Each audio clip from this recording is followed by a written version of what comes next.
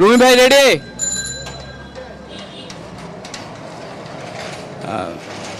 আমি এই মুহূর্তে রয়েছি বাংলাদেশ জামাত ইসলামী আমির ডাক্তার শফিকুর রহমানের ঠিক বাসভবনটির সামনে।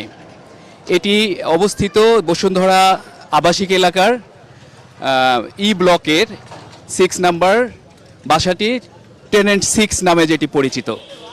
তো আজকে এই বাসাতেই আসবেন বিএনপির চেয়ারম্যান জনাব তারেক রহমান। নির্বাচিত হওয়ার পর এই জামাত আমিরের বাসায় তার আগমন উপলক্ষে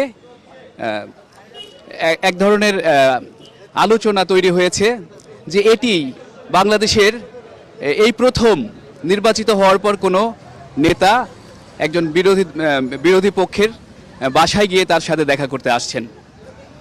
তো তারেক রহমান সাহেব আসার কথা রয়েছে সন্ধ্যা 7টার দিকে। তো সেই উপলক্ষে এখানে বাংলাদেশের বিভিন্ন মিডিয়ার উপস্থিতি আমরা লক্ষ্য করছি আশেপাশে অনেক উৎসুক মানুষকে। আর তারেক রহমান সাহেবের এই যে জামাত আমিরের সাথে দেখা করতে আসা, সেটি একটি নতুন বার্তা নিয়ে বাংলাদেশের রাজনীতিতে এসেছে বলে সাংবাদিক মহল থেকে শুরু করে এখানকার সবাই আমাদেরকে জানাচ্ছেন।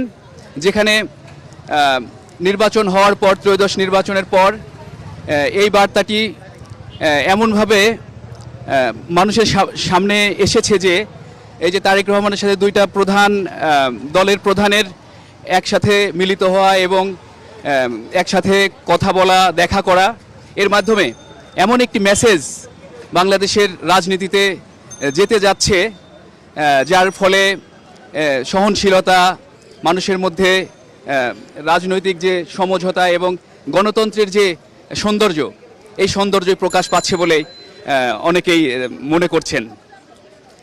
এই ছিল আমার কাছে সর্বশেষ জামাত আমিরের বাসার সামনে থেকে।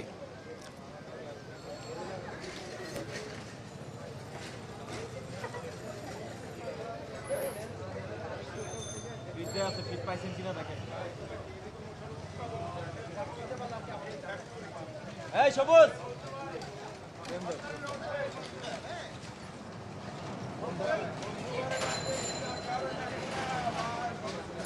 অডিট